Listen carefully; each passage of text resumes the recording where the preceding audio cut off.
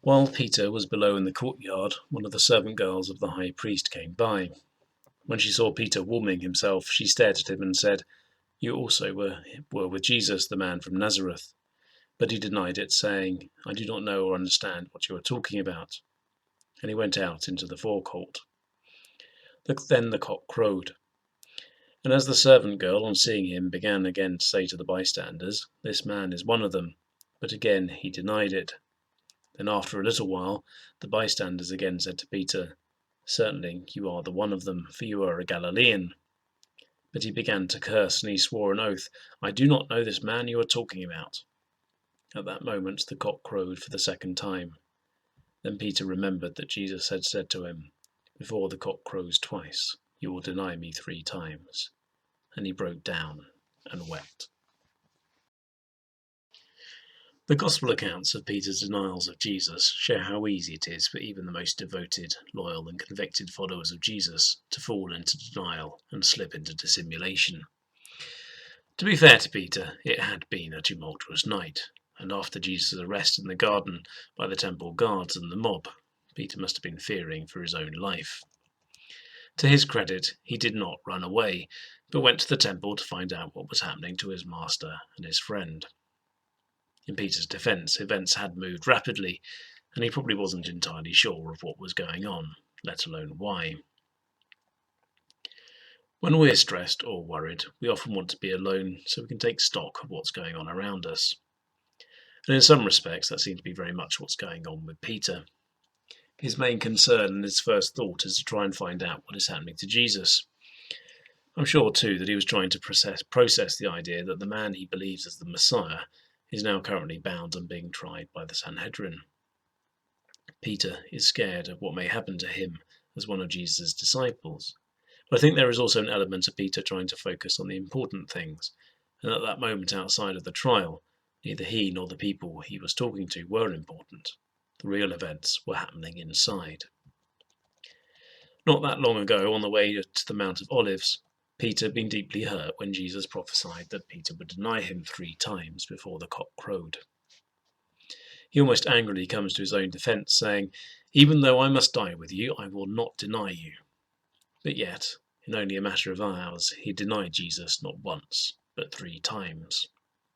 Peter was devastated. He was racked with guilt. He broke down and wept.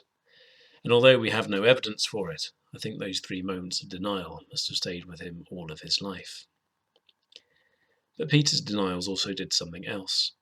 They confirmed to Peter that Jesus really was the Messiah, who knew his innermost thoughts. Jesus had told Peter that he would deny him before the cock crowed, and now that had come true. A personal prophecy confirming everything that Jesus had told him in his teaching and at the Last Supper. Such a revelation must have been doubly hard for Peter to bear. His teacher, the Messiah, whom he loved, was in chains, and he had denied him. I think that most people have something of a soft spot for Peter.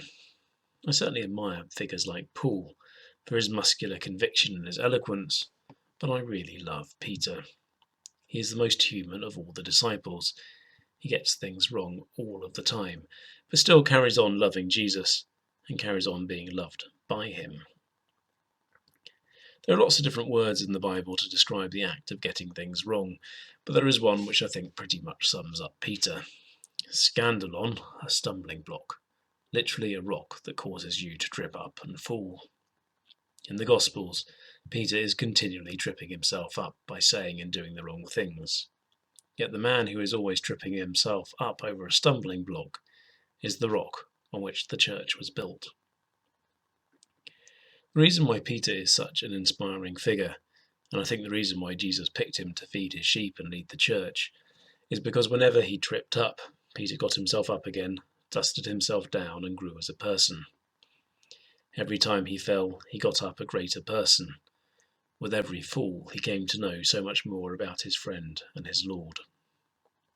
His denials outside the Sanhedrin were definitely his greatest fall, and he grieved deeply for what he had done. But yet he still got up and became the man to lead the church, the man to preach in the temple, and the man who would grow the Christian community. We too will often fall down, tripping over the many stumbling blocks of life. With every fall, Christ raises us and makes us whole and calls us to be his own. Peter is our inspiration, that we will not always get things right. With each fall from grace can make us stronger, ready to do God's will. Above all, Peter is our inspiration to always strive to grow and to carry on our journey with Christ, thankful in the knowledge that God loves all, gives grace to all, and forgives all.